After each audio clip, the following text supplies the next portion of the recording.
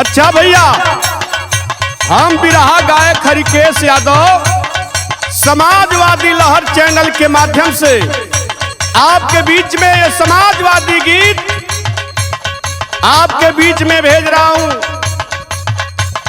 आजमगढ़ लोकसभा से समाजवादी पार्टी के प्रत्याशी माननीय धर्मेंद्र यादव जी को बनाए जाने पर मैं अपने राष्ट्रीय अध्यक्ष माननीय अखिलेश यादव का आभार प्रकट करता हूं और गीत के माध्यम से कहना चाहता हूं, पूरे आजमगढ़ लोकसभा की आवाज को बता रहा हूं बालूपुर भैया। अरे बोले जिंदाबाद आजमगढ़ सगरी, अरे बोले जिंदाबाद आजमगढ़ सगरी हो अब किसेर धारा में अंदर के बधाई पगड़ी।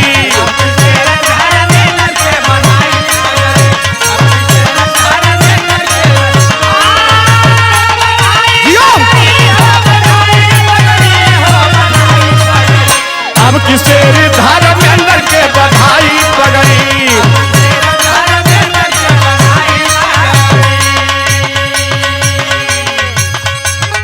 काहे पगड़ी बधाई? अरे गिदर के गुमान नहीं केहू से सहाता,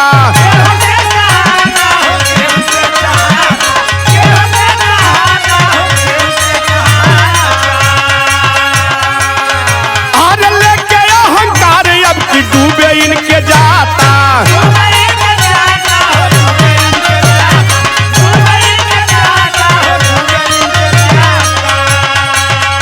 अरे गिदर के गुमान नहीं केहू से सहाता, लेके अहंकार अब की डूबे इनके जाता। और बकर बकर बोलल महंगाई मारी पड़ी हो अब किसेर धारा में अंदर के बधाई पगड़ी।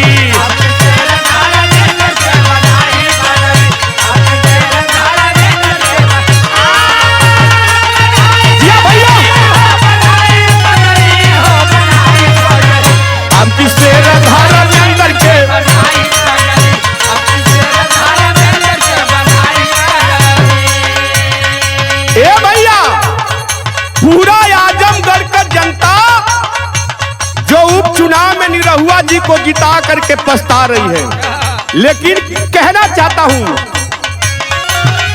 अरे सदा यादव चंद जदी जदी कमाती,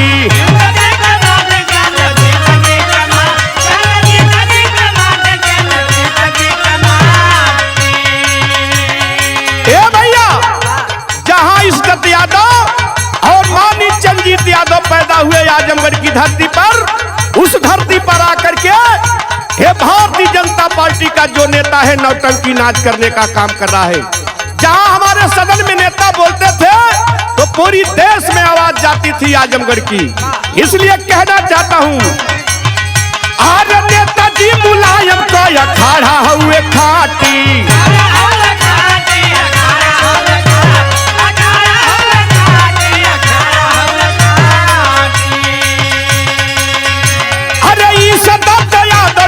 जीत जी कमाती, अरे नेताजी मुलायम को अखाड़ा हुए खाटी। अरे हीरा को परख देखा करी है जौहरी हो अब किसेर धारा में अंदर के बधाई पगड़ी।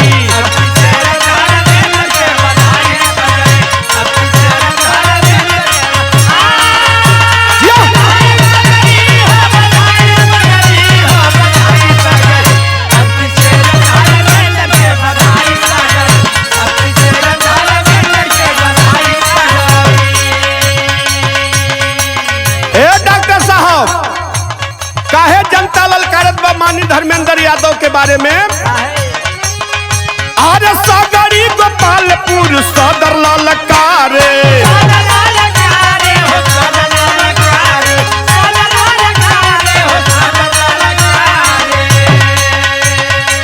सगरी से विधायक के जेल सिंह पटेल और गोपालपुर से माननीय नफीस अहमद साहब और सदर विधानसभा से माननीय दुर्गा प्रसाद यादव जो 9 बार के विधायक है। साथियों, कमर कस के तैयार इस बार चुनाव में है।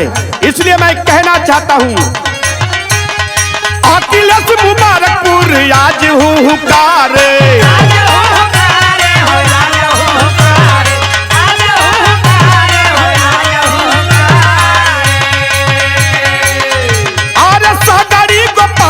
सदल ललकारे अखिलेश मुबारकपुर आज हुकारे और साथ में हनग देखा खड़ा सगरी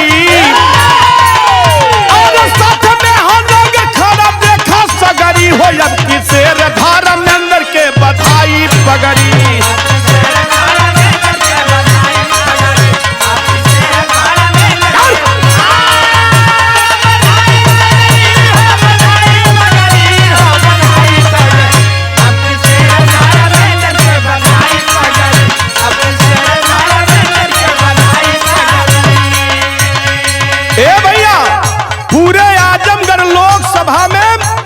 चाहे सगरी विधानसभा हो, चाहे गोपालपुर हो, चाहे सदर हो, चाहे मुबारकपुर हो, चाहे मेहनगर हो, पूरी जनता कमर कस के ये 2024 के चुनाव में तैयार है। इसलिए मैं कहना चाहता हूं बाल मुकुंद भाई, संतोष होई है समाजवादी कायम,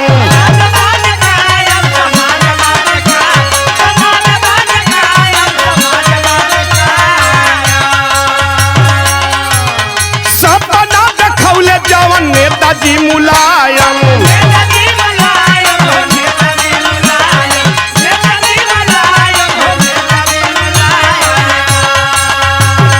साथियों समाजवादी पार्टी के नेता रहे हम लोगों के बीच में नहीं आदरणीय मुलायम सिंह यादव हमेशा नौजवानों को जोश भरने का काम करते थे। सदन में हमेशा नौजवानों की बात करते थे, किसानों की बात करते थे। इसलिए कहना चाहता हूं संतोष होई है समाजवादी कायम और सपना देखौले जवन नेताजी मुलायम और कल हरी केस जोश दिल में भरी हो अब की शेर धर्मेंद्र के बधाई पगड़ी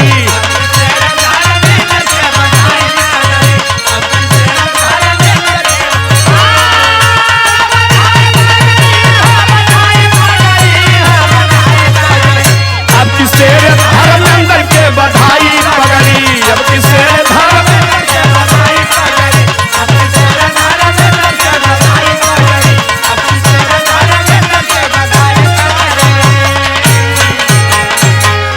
जय समाजवाद, अखिलेश यादव जिंदाबाद, धर्मेंद्र यादव जिंदाबाद।